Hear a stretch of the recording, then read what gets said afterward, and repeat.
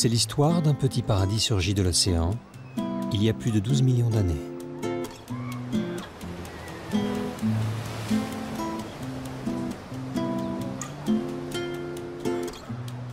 Un paradis protégé, préservé et inscrit en 2002 au patrimoine mondial de l'humanité par l'UNESCO pour l'étonnante richesse de sa faune et sa flore. Une véritable réserve naturelle pour des milliers d'espèces animales et végétales.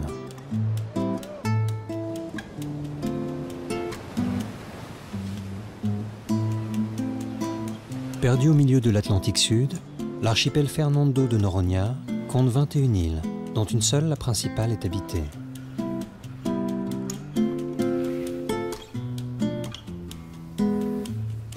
Un jour, à l'âge de 16 ans, un jeune de l'île s'embarque à bord d'un cargo pour découvrir l'Europe. Il débarque sur le port de Dunkerque. Mais très vite, son archipel lui manque. Il rentre au bout de 2 années. Depuis, Pedro n'a jamais plus quitté son île.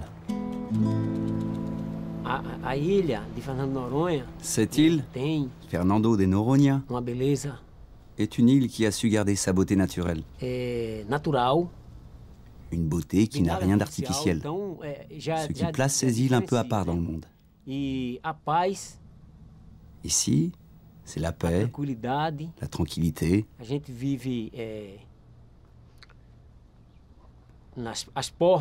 On vit portes et fenêtres ouvertes, sans barreaux.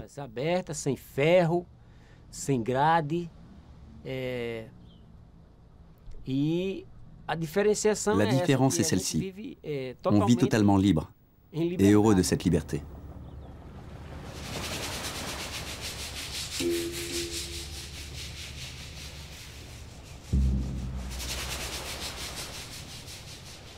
La liberté à Fernando de Noronha, c'est déjà celle de pouvoir se retrouver seul sur une plage, comme sur la plage de Sancho, reconnue pour être la plus belle plage du Brésil.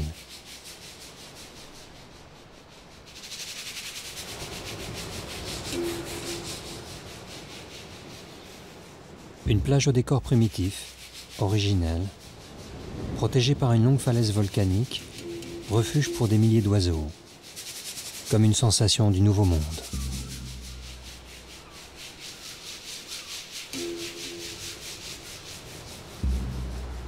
C'est à peu près la vision qu'en ont les premiers explorateurs vers l'an 1503. Très vite, l'Europe s'intéresse à cet archipel. Hollandais, Anglais, Français et enfin Portugais envahissent tour à tour Fernando de Noronha.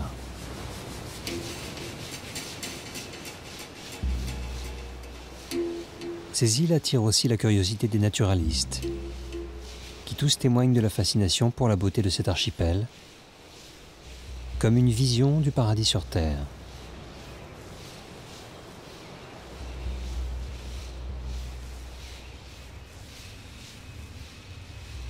Et si aujourd'hui l'avion a remplacé les vaisseaux de guerre, les baleiniers et les steamers qui approvisionnaient l'île, ce sont avant tout des amoureux de la nature qui débarquent ici.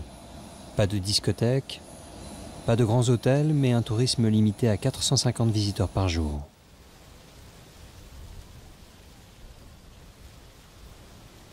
Chacun s'acquitte d'une taxe de préservation proportionnelle à son séjour, fixant ainsi naturellement un temps raisonnable de visite de l'archipel.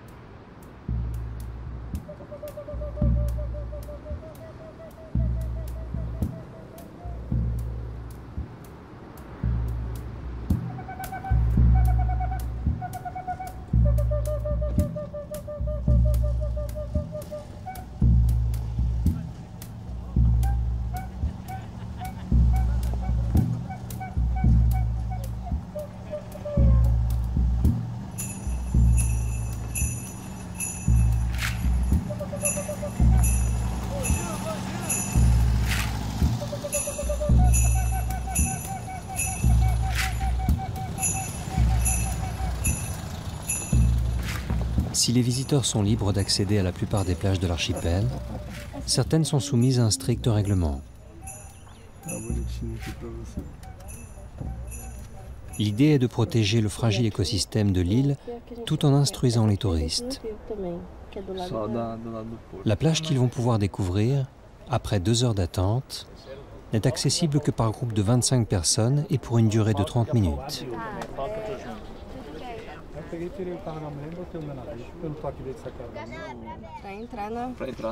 On attend l'ouverture de la plage d'Atalaya. Qu'est-ce que vous connaissez de cette plage? Eh bien, rien du tout en fait. Rien que sa réputation, ce qu'on en a lu dans les magazines et ce que les gens nous ont dit. L'accès limité et les restrictions qui vont avec vous rendent plus curieux de découvrir cette plage? Je ne pense pas que ce soit une question de restriction, parce que plus les gens connaissent cet endroit et plus ils le respectent. Ils se préoccupent plus de préserver tout cet environnement.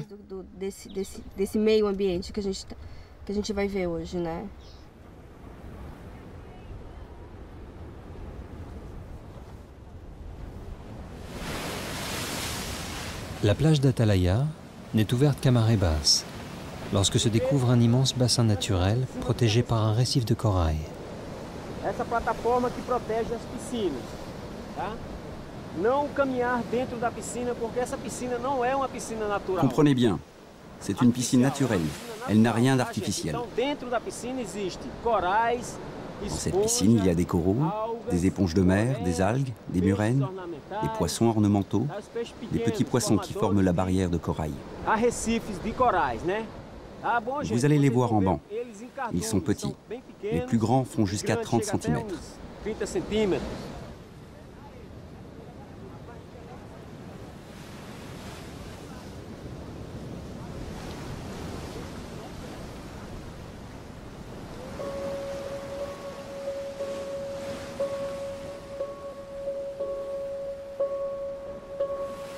L'intérêt de la plage d'Atalaya est que même celui qui n'a jamais plongé, ou ne sait même pas nager, peut observer sans crainte la faune sous-marine abondante et peu farouche dans 60 cm d'eau.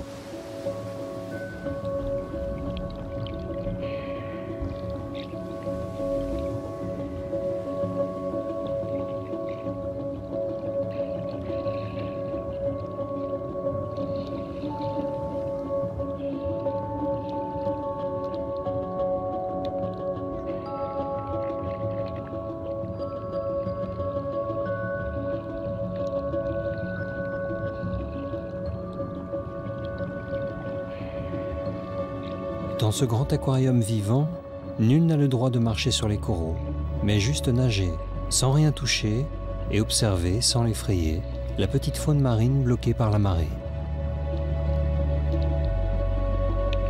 Ici, l'activité touristique à petite échelle est constamment surveillée par des gardes, comme Pedro, qui après son retour d'Europe a trouvé un travail au sein du parc national marin de l'archipel.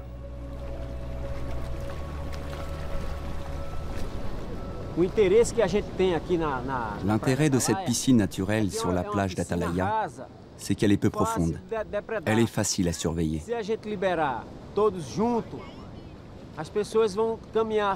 Si on laissait venir trop de monde au même moment, les gens détruiraient tout. Les œufs des poissons, leurs petits, et ça fragiliserait l'écosystème. C'est pour cela qu'il y a toujours quelqu'un du parc pour informer les gens et les éduquer sur l'environnement.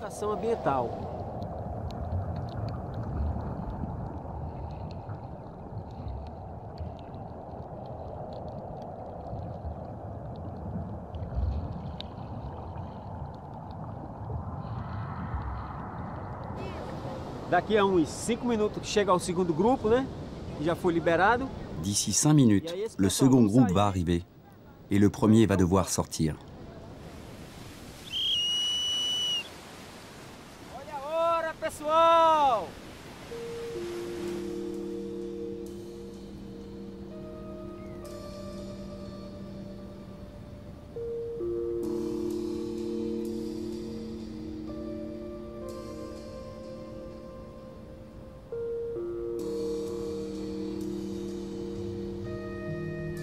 Fernando de Noronha, c'est d'abord la mer et encore la mer, avec des fonds marins réputés pour être les plus riches de l'Atlantique Sud.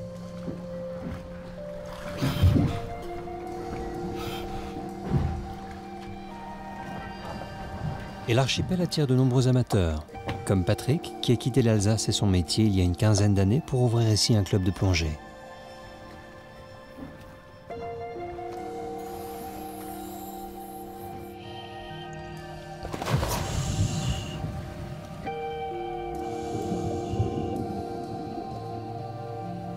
Ingénieur, il a mis au point la plongée Tech, un mélange composé d'hélium qui lui permet de plonger à grande profondeur, comme sur l'épave de cette corvette militaire qui repose par plus de 60 mètres de fond.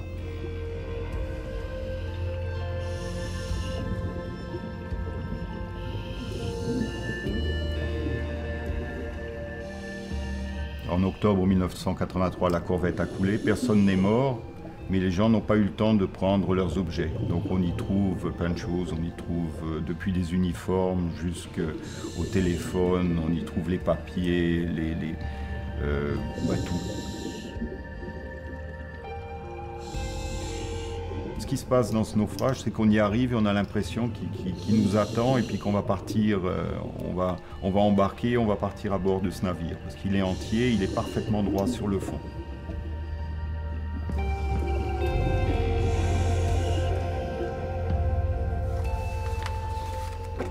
Isso aqui, ó. Você vê, né? A popa, a gente vai entrar. A cozinha é aqui, sabe? A entrada aqui para ele da histoire d'amour. Ele fala, ah, vamos. Là, on a vraiment le meilleur de deux mondes. On a le Brésil fantastique, accueillant, et puis d'un autre côté, des eaux qui ressemblent aux eaux du Pacifique. Donc là, ça a été le coup de foudre tout de suite. Sauf que le coup de foudre à Noronha, c'est un coup de foudre qu'il faut mettre en pratique. Hein. Donc il faut avoir les autorisations, il faut réussir à venir. On est testé par l'île, on n'est pas accepté tout de suite et ce n'est pas une immigration très facile.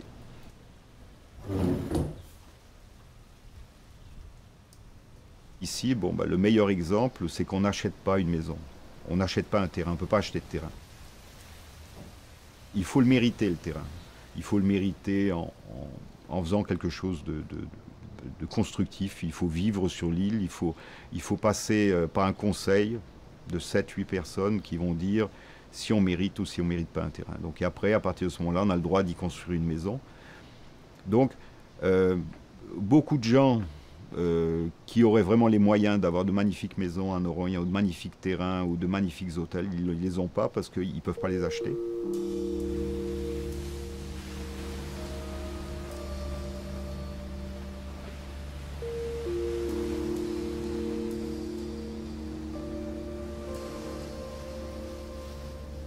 Noronha, nous on le regarde un peu comme un paradis, mais il y a beaucoup de monde qui l'a regardé comme un enfer, parce que ça a été une prison commune, ça a été une base militaire, ça a été un endroit où des naufragés ont survécu pendant quelques années en attendant le prochain bateau. Donc je crois que Noronha a ses deux côtés.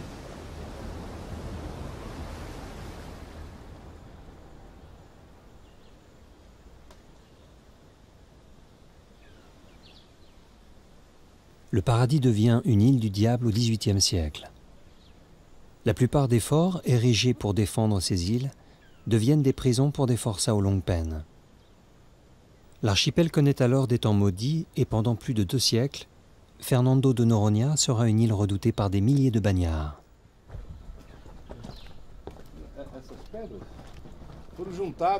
Un temps dont se souvient Domicio, ancien administrateur de l'île et fils d'un prisonnier devenu gardien de prison.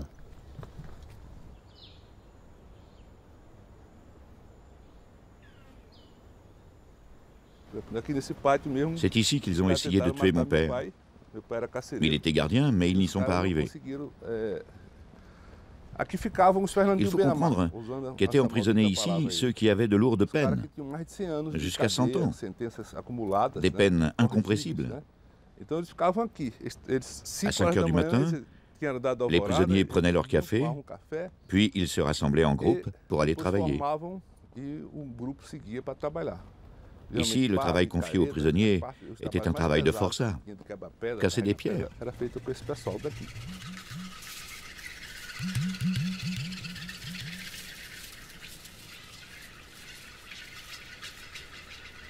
En 1942, l'île passe sous contrôle militaire et accueille une immense base américaine.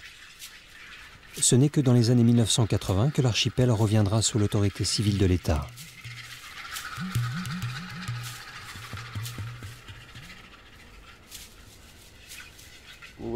Durant les 50 années où l'armée a occupé ces îles, on peut dire qu'inconsciemment, elle a préservé cet espace, puisque l'endroit a été fermé, et ça a permis de protéger les ressources naturelles de l'île. Lorsque l'armée s'est posé la question de préserver la faune et la flore, c'est à ce moment-là que le projet d'une île touristique a émergé, vers 1974.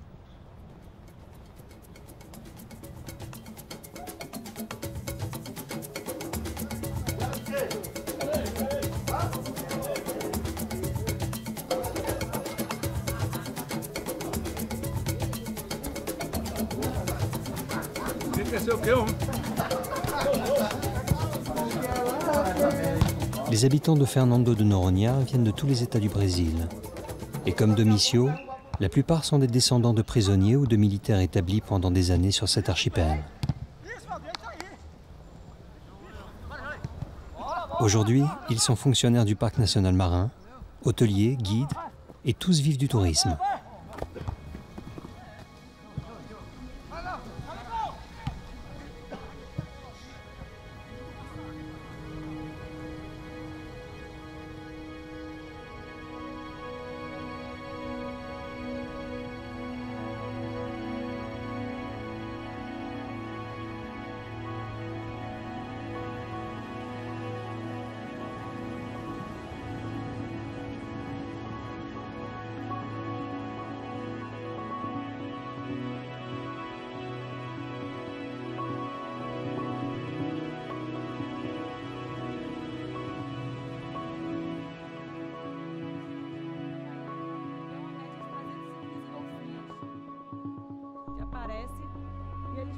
Costumam entrar entre 6 e 15, o horário dele de saída em média também é 1h40. 1h40 da tarde. Eles entram normalmente 6 e 15 da manhã. 70% das La plupart du temps, les dauphins rentrent dans la baie de ce côté-là. Même s'il leur arrive de passer de l'autre côté, ils rentrent normalement par ce côté-là. Ils entrent en forme organisée que l'on appelle une forme elliptique allongée, à une vitesse et une direction constante. Et c'est à ce moment-là que l'équipe de recherche les compte. Lorsqu'ils entrent dans la baie, ils se divisent en différents groupes. Le groupe d'accouplement, il est facile à repérer parce que vous voyez le mâle courtiser la femelle. Le mâle étant celui qui a le ventre blanc. Et c'est le groupe le plus agité. Le groupe de garde est celui où les dauphins font des sauts et maintiennent ainsi tout le groupe en alerte.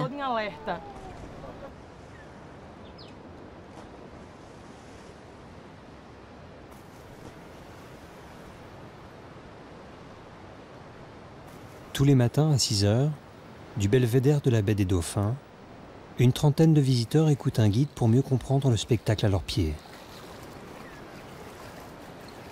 L'endroit est unique au monde.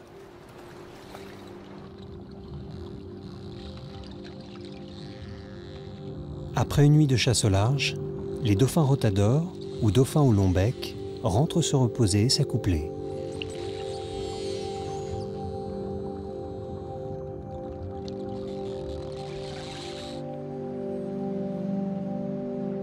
Dans cette baie, absolument personne n'a le droit de pénétrer. La surveillance est permanente. Chaque matin, les dauphins sont comptés. Le comptage que nous effectuons tous les jours fait partie de notre projet sur les dauphins. On surveille leur entrée dans cette zone car c'est l'un des endroits au monde où il y a le plus de dauphins. Ce comptage et l'observation permettent de rapporter leur activité dans la baie.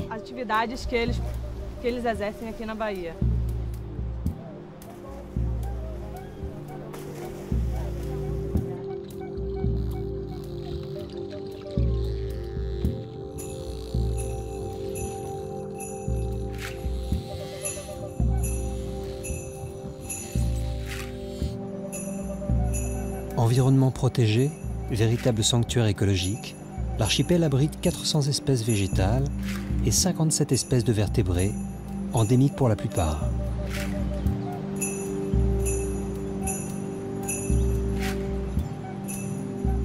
En 1988, sous la pression des écologistes brésiliens, Fernando de Noronha devient un parc national marin et un site clé pour la protection de la biodiversité et des espèces menacées dans l'Atlantique Sud.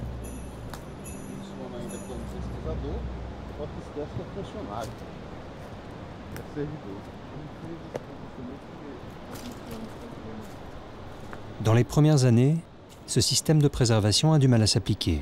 Les habitants de l'île continuant à chasser les langoustes, plonger avec les dauphins et se nourrir des œufs de tortue, des activités qui devenaient subitement illégales. Les fonctionnaires de ce parc sont tous originaires de l'île, comme Marco Aurelio, le patron de l'IBAMA, l'organisme de protection de l'archipel.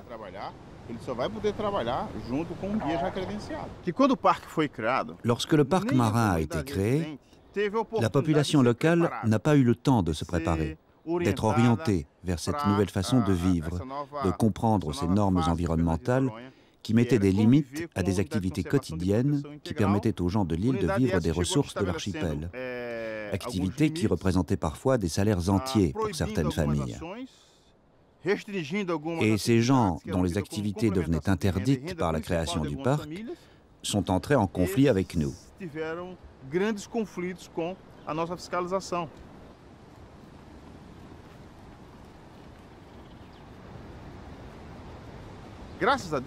Mais c'est grâce à Dieu que le tourisme a pris de l'importance et que les gens ont commencé à gagner leur vie différemment, ce qui a finalement facilité notre travail.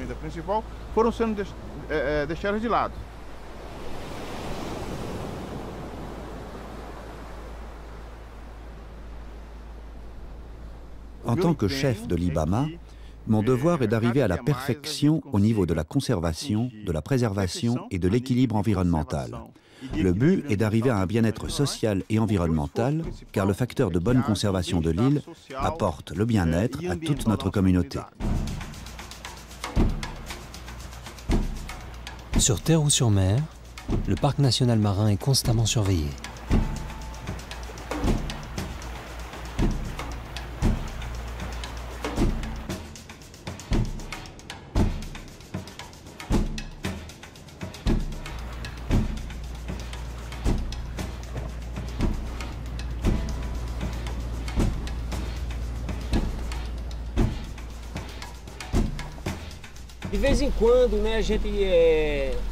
Dans ce coin de l'île, on peut voir encore des gens plonger pour capturer des langoustes. Mais avec le temps, ces infractions ont quand même diminué. Il a fallu du temps pour éduquer ceux qui pratiquaient ces activités interdites. Mais grâce à Dieu, tout ça se calme. Et heureusement, parce que la plupart qui font cela sont souvent des gens d'ici, des amis d'enfance, des collègues. Ce travail est difficile.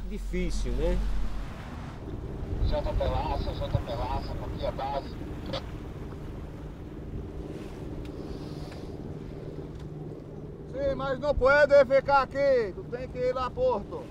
Se é interdido, eu restei ici. Foi lá no I. E foi a lei do desenterro, pô. Ok, você entendeu bem o que eu falei?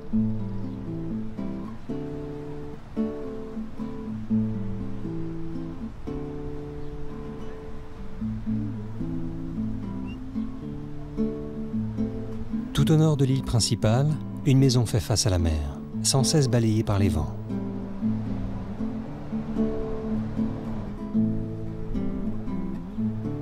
C'est ici qu'habite Ludovic, qui un jour a tout quitté suite à une longue maladie. Marié à une Brésilienne, il a pu s'installer sur l'archipel et vit ici depuis 6 ans. Dans ce coin de l'île, une plage porte un nom insolite, la plage Air France. Car l'histoire de l'archipel, c'est aussi un peu celle de l'aéropostale. Fernando de Noronha était l'ultime escale sur la route de l'Amérique du Sud.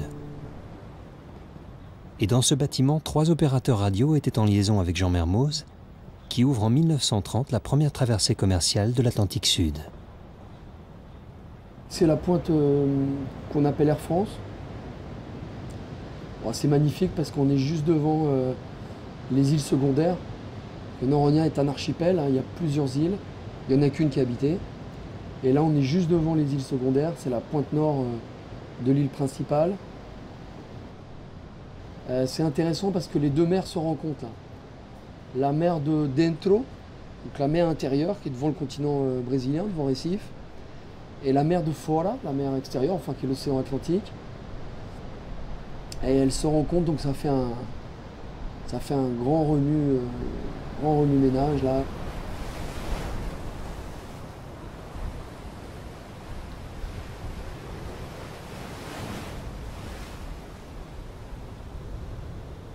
Sur l'archipel, la passion de Ludovic, c'est l'apnée,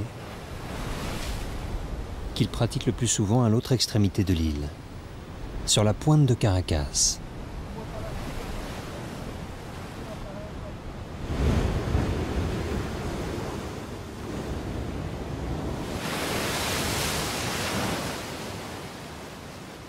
À marée basse, une dalle rocheuse balayée par une forte houle rend les conditions d'accès à la mer périlleuses.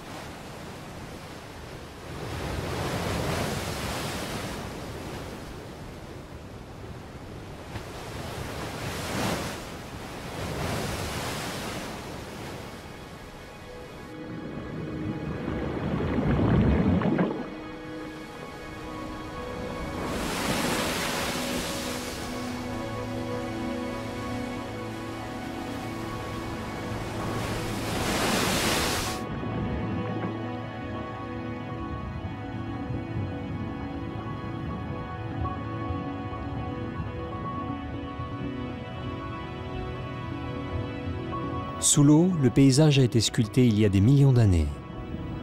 Et la lave a donné forme à des arches, des grottes, des dômes. Un univers sous-marin où Ludovic peut oublier qu'il respire pendant plus de 2 minutes. L'apnée, c'est simple. L'apnée, pour moi, c'est l'harmonie totale avec l'eau, avec la mer. C'est le sport où tu es vraiment complètement en phase avec la mer, avec l'eau.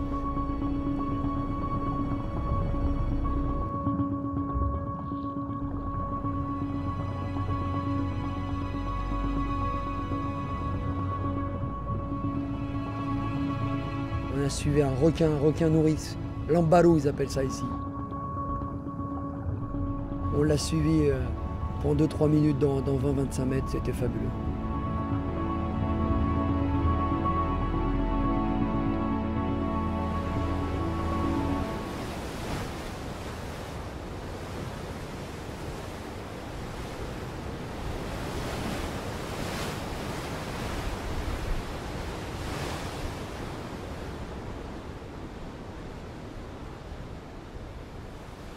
Ici, c'est une île. C'est une île avec 2500 personnes, toute seule. Hein. Donc, il n'y a pas de transport entre d'île à île. Il n'y a pas de tout ce groupe d'îles. On est vraiment tout seul perdu. Et c'est vrai que ça, quelque part, bah, c'est un côté... c'est un peu rebelle, quoi. C'est une île rebelle. C'est une île toute seule, avec des locaux qui sont rebelles.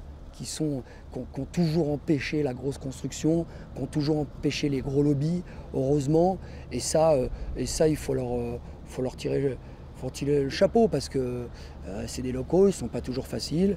Mais de ce côté-là, on peut dire qu'ils ont réussi, ils ont préservé leur île, ils se sont battus, c'est des rebelles.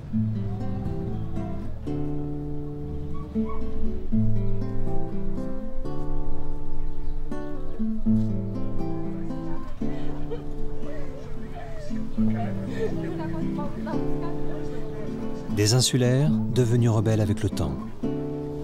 Comme pour oublier l'époque où l'île était totalement fermée, inaccessible.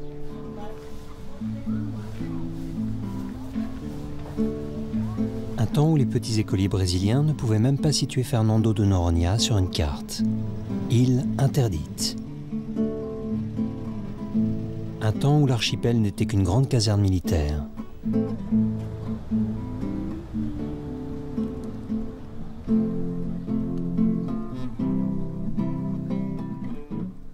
C'est cette époque que chante Ju Medeiros, star des années 80 au Brésil, qui a quitté définitivement le continent pour s'installer ici. Ses chansons évoquent des histoires de l'île et de ses habitants. As pessoas viviam aqui numa ilha Les gens à l'époque avaient une certaine manière de penser, de voir les choses, comme s'ils étaient prisonniers. Ils avaient peur de parler, à cause de la dictature qui a régné ici pendant des années, des militaires qui ont dirigé l'île pendant longtemps, comme des dictateurs, qui plaçaient les lois au-dessus des traditions.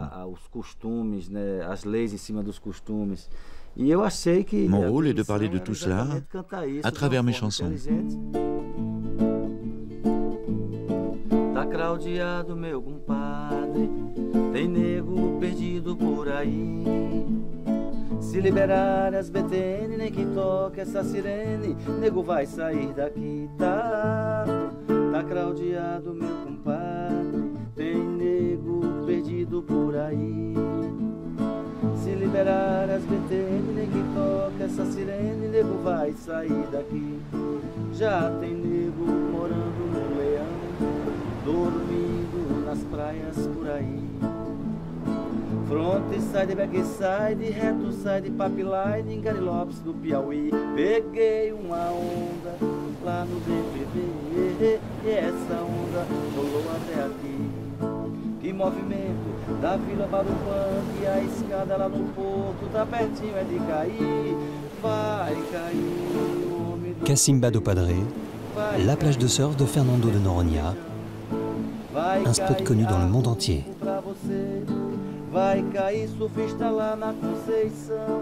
Chaque année sur cette plage se déroule une des épreuves reines du championnat du monde de surf. Une épreuve déplacée sur cet archipel en raison du grand nombre d'attaques de requins sur le continent.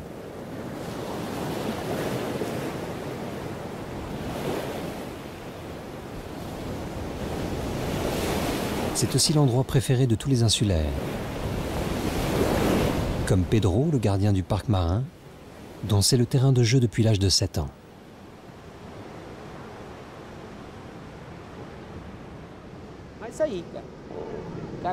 Il y en a un qui est malade.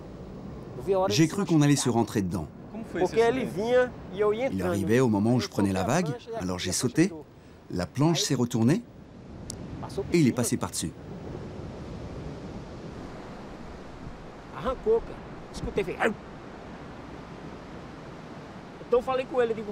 J'ai cru qu'il s'était cisaillé le torse. Mais il m'a dit ça va, c'est cool. Il était tranquille. Mais quand j'ai retourné ma planche...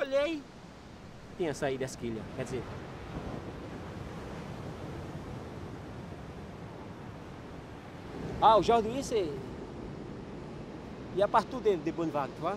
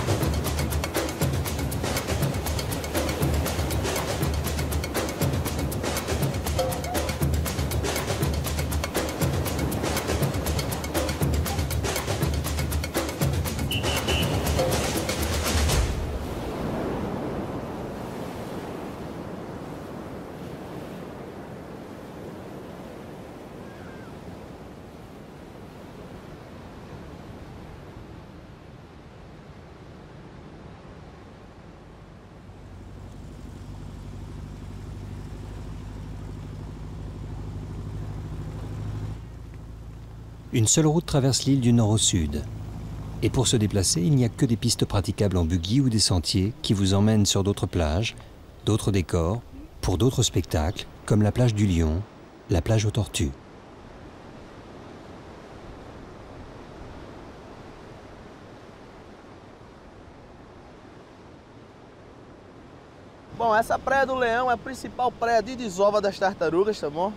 La plage du Lion est le principal lieu de ponte des tortues. De décembre à juillet, elles viennent sur le sable pour pondre. Vous pouvez visiter la plage de 6 h du matin à 18 h. Mais après 18 h, il est interdit de descendre sur la plage à cause des tortues. Si elles voient du mouvement ou de la lumière sur la plage, elles sont dérangées et ne pondent plus. À 17h40, les gardes de l'Ibama demandent à tout le monde de partir.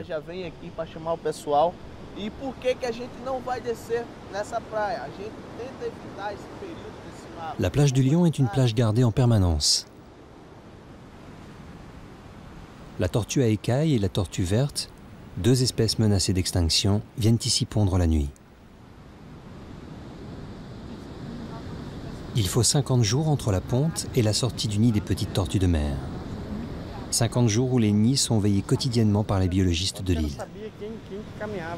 Lorsque les recherches ont commencé en 1984, Fernando de Noronha avait la plus petite concentration de tortues vertes du Brésil.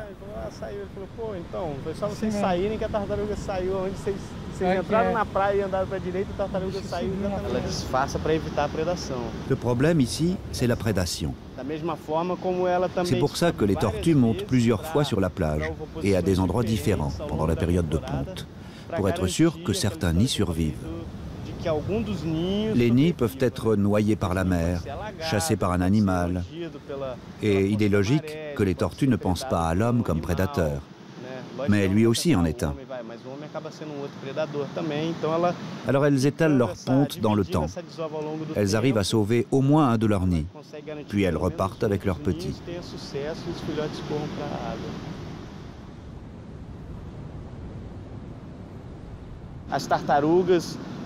Les tortues, d'une manière générale, ont bon goût, parce qu'elles ont choisi l'une des plus belles plages de Fernando de Noronha. Non seulement pour se reproduire, mais aussi pour s'occuper de leurs bébés, afin qu'ils puissent apprécier toute cette beauté pendant les premières heures de leur vie.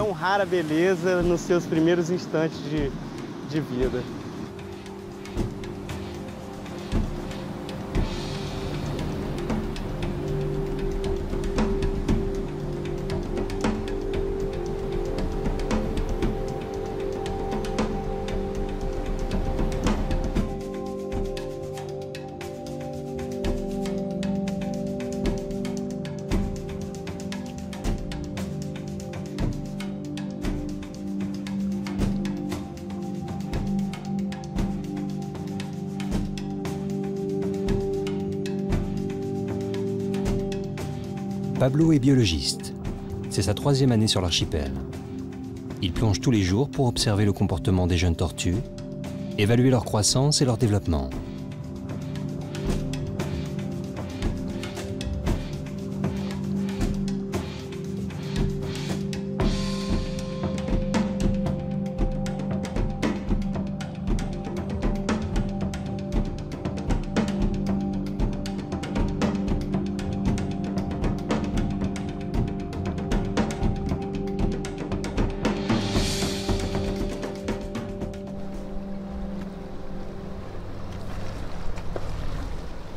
Dans ce sanctuaire réservé aux scientifiques, les touristes ne sont admis qu'à certaines conditions.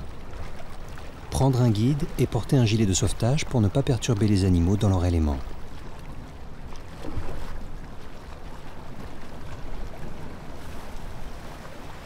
Étudier les tortues pour Pablo, c'est aussi comprendre la volonté de cet animal pour survivre au cours des siècles face à ses nombreux prédateurs tels l'homme et le requin, comme un exemple de vie.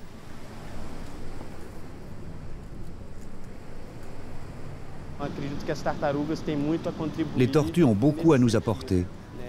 Elles humanisent un peu plus l'être humain qui est si angoissé dans son rapport avec le temps, les horaires, la course quotidienne que l'on ressent principalement dans les grandes villes. Elles sont ici comme pour nous montrer qu'une autre dynamique existe sur cette terre, qu'il y a d'autres batailles, d'autres luttes aussi importantes, parce que nous devons tous lutter pour la vie, malgré nos propres difficultés. C'est ce que nous enseignent les tortues. La patience, la sérénité et la persévérance.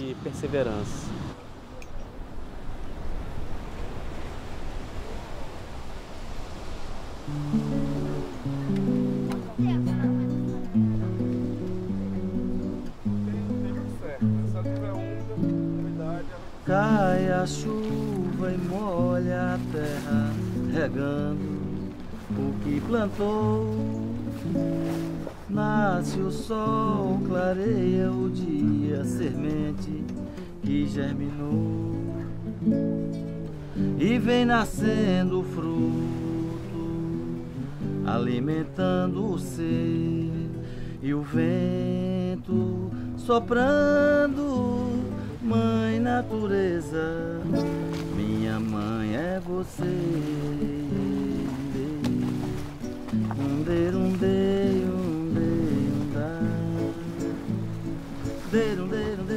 C'est pas un continent, c'est une île. Une île, c'est tout fermé. Si tout le monde y vient, après, on ne peut pas marcher sur l'île parce qu'il y a beaucoup de gens. Pour ça, il faut une règle. Il faut payer, il faut rester une semaine ici. C'est très agréable si tu restes une semaine ici. Parce que c'est petit, tu peux connaître tous les coins. C'est bon?